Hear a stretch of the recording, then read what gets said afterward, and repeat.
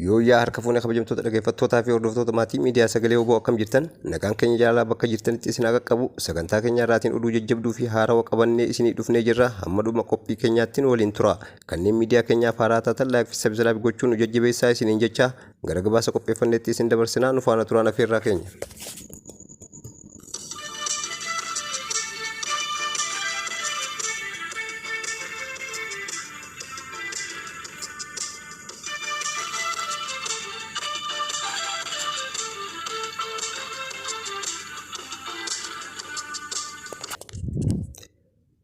Gootichi waraana bilisummaa Oromoo Oboon tarkaanfii waraana PP irratti fudhatu cimsee itti fufee jira.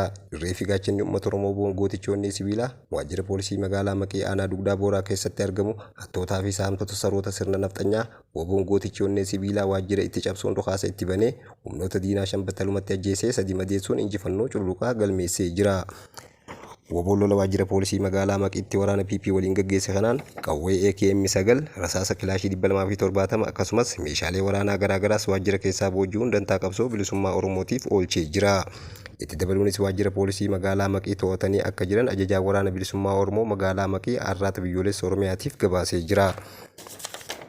Oduma wal fakkaatuun Oboon godina Bunnoo Baddallee keessattis waraana PP irratti tarkaanfii ilaalee fudhachaa jiraachuu himee jira. Reeffi gaachanni uummata Oromoo Oboon gooticha onnee sibiilaa hagayya 15/2022 godina Bunnoo Baddalleetti kaambii 3 waraanni bilisiginnaa qubatee jiru irratti lola banee saroota sirna nafxanyaa kaambii keessaa baasee injifannoo cululuqaa galmeessee jira. Godina Bunnoo Baddallee ona daboo magaalota akka Cawwaaqaa tokkoffaa Tulamaa fi Daboo keessatti Oboon lola waraana PP waliin gaggeesseen humnoota diinaa 100 caalu ajjeesee 55 madoo dandamii hin qabneen adabee injifannoo galmeessee jira. Oboon lola kanaan qawwee AKM 35 rasaasa 800 waliin rasaasa PKM 350 sanduuqa dishqaa tokkoo fi rasaasa 85 waliin humnoota diinaa irraa booji'uun dantaa qabsoo bilisummaa Oromootiif oolchee jira. Oduma wal fakkaatuun hagayya 17/2022 godina Gujii Lixaa aanaa Bulee Horaa ganda Gaalee Magadaatti Oboon waraana PP irratti tarkaanfii fudhatee jira. Guyyoota 4 dura aanuma kana aanaa Bulee Horaatti hagayya 13/2022 Oboon ganda Qalaaltuu Saawwaa keessatti tarkaanfii ilaalee waraana bilisiginnaa irratti fudhatee injifannoo cululuqaa galmeessee jira. Reeffi gaachanni uummata Oromoo Oboon zoonii kibbaa koonyaan Gujii Lixaa keessa socho'u Cibraan Gooroo Dugdaatii fi Madda Albuudaa hattootaa fi saamtota diina uummata Oromoo kan taate saroota sirna bilisiginnaa irratti tarkaanfii ilaalee fudhateen humnoota diinaa du'aa fi madoon adabee jira. Murtoon daangaa bulchiinsa Finfinnee fi magaalota godina addaa Oromiyaa naannoo Finfinnee sararuuf darbe gaafii uummanni Oromoo barootaaf waa'ee Finfinnee irratti dhiyeessaa ture beekamtii kan dhoowwate jedhamee jira. Kana malees weerara lafaa bulchiinsa magaalaa Finfinneetii waggoota 30 darbaniif raawwatamaa ture ammoo beekamtii seerummaa kan kennee fi qabiyyee lafa bal'aa Oromiyaan kallattiin bulchaa ture dabalataan gara Finfinneetti kan mure akka ta'es ibsameera. Kantiibaan magaalaa Finfinnee Aadde Adaanach Abeebee bu'uura murtoo kanaatiin Oromiyaanis Finfinneenis iddoo bulchaa turaniin akka itti fufaniif waliigaluu ibsuun lafti bal'aan dabalataan gara Finfinneetti daanga'uu mirkaneessaniiru. Murtoon kun murtoo hamaa fedhii fi dantaa uummanni Oromoo Finfinnee fi naannicha irratti qabu kan dhabsiisedha. Qabsoo qeerroo Oromoo bara 2014 guutuu Oromiyaatti dho'ee sirna wayyaanee aangoo irra qaarsiseef waa'ee maaster pilaanii Finfinnee saamichi fi weerarri lafaa babal'ina Finfinnee wal qabatee bifa walirraa hin cinneen qabiyyee uummata Oromoo irratti raawwatamu bu'uura ijoo akka ture ni yaadatama.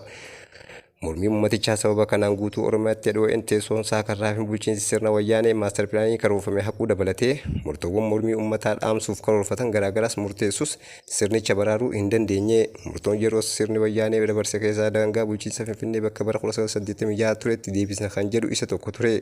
Obbo Dirribii Kumaa kantiibaa bulchiinsa magaalaa Finfinnee yeroo sanii turan. Yeroo sirni wayyaanee murtoo Finfinnee gara daangaa ishee kan bara 1986 deebisuu jedhu kanaan gadi bahutti qaamni yeroo qabsoo qeerroo Oromoo ejjeta godhatee aangoo biyyattii dhuunfachuuf qophiirra ture Oppidiyoon Finfinnee gara daangaa bara 1986 deebisuuf murtoon murtaa'e gaafii uummata Oromoo deebisuuf gahaa miti fedhii fi dantaa Oromoo kan miidhudha jechuun ifatti bahee murtoo kana mormaa tureera.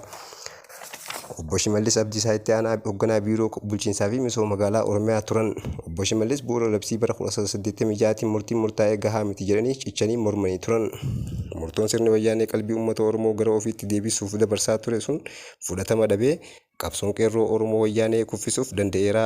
Oppidiyoon qabsoo qeerroo ejjeta godhachuun aangoo bulchiinsa biyyattii dhuunfachuuf qophii tures karoora isaatti milkaa'ee aangoo dhuunfateera. Obbo Shimallis yeroo hoogganaa itti aanaa biiroo bulchiinsaa fi misooma magaalaa Oromiyaa turanis har'a pirezidaantii Oromiyaa ta'uuf danda'aniiru.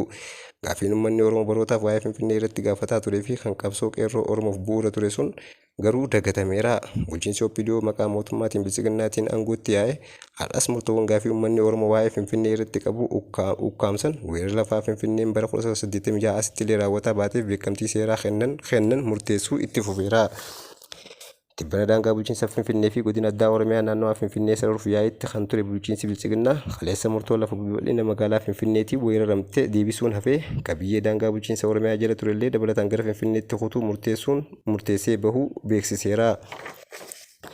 Qondaalli bilchiginnaa olaantuu fi kantiibaan magaalaa Finfinnee Aadde Adaanech Abeebee murtoo seena qabeessa jechuun ibsan kanaan iddoowwan manneen waliinii godina addaa Oromiyaa naannawaa Finfinnee keessa galuun fageenya irraa magaalaa Finfinneetiin ijaaraman kan akka Koyyee Faccee, Tulluu Diimtuu fi Jaamoo lakkoofsa lamatti kan argaman gara godina addaa Oromiyaatti daangeessineerra. Oromiyaan kan ijaaraman manneen waliin jireenyaa naannawaa Labuu Furii hanga Haanaa kan jiruu fi manneen waliinii Oromiyaa dabalatee hanga Laga Qarsaatti kan argamu ammoo gara bulchiinsa magaalaa Finfinneetti akka daangeeffamuuf walii galtee irra geenyeera jechuun murtoo dabarsan ibsaniiru. Gaafiin uummata Oromoo garuu kondominiyeemii naannoo Labuu Oromiyaan ijaarame lafa Furii hanga Haanaa kondominiyeemii Oromiyaa hanga Laga Qarsaatti kan jiru bulchiinsa Oromiyaa jala baasanii gara Finfinneetti kutuu osoo hin taane Finfinnee bulchiinsa Oromiyaa jala galchuu daangaa bulchiinsa ishees yoo xiqqaate gara bakka waggoottan 30 turaniitti deebisuu kan jedhu ture.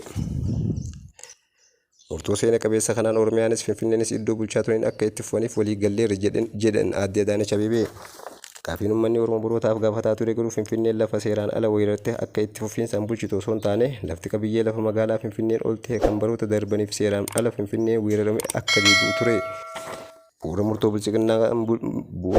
bilchiginnaan dabarse kanaan weerarri lafaa waggoota 30 darbaniif magaalaa Finfinneetiin gara bulchiinsa Oromiyaatti taasifamaa tures seera qabeessa ta'eera. Dabalataanis iddoowwan bulchiinsa godina addaa Oromiyaa jala turan bulchiinsa Finfinnee jalatti akka hammatamaniif murtaa'eera. Obbo Shimallis duraan murtoo daangaa bulchiinsa Finfinnee gara bara 1986tti haa deebi'u jedhu gaafii uummata Oromoo deebisuuf gahaa miti jedhanii morman babal'ina Finfinneen har'a irra geesseef weerara qabiyyee bulchiinsa godina addaa Oromiyaa irratti waggoota 30 darban raawwatamaa tureef beekamtii kennanii murtoo hamaa uummaticha miidhu raggaasisanii bahaniiru. Murtoon daangaa bulchiinsa magaalaa Finfinnee fi godina addaa Oromiyaa naannoo Finfinnee saruu jedhuun qondaalonni bilchiginnaa kan magaalaa Finfinnee fi kan naannoo Oromiyaa murteessan kun waliigalaan gaafii uummanni Oromoo barootaaf waa'ee Finfinnee irratti dhiheessaa ture beekamtii kan dhoowwate weerara lafaa bulchiinsi magaalaa Finfinneetiin walitti fufiinsaan raawwatamaa tureef beekamtii seerummaa kan kenne qabiyyeen lafaa bal'aa godina addaa Oromiyaa jalatti bulaa ture dabalataan muree gara Finfinneetti akka daanga'u kan taasise murtoo hamaa fedhii fi dantaa uummanni Oromoo Finfinnee fi naannicha irratti qabu kan dhabsiise jedhameera.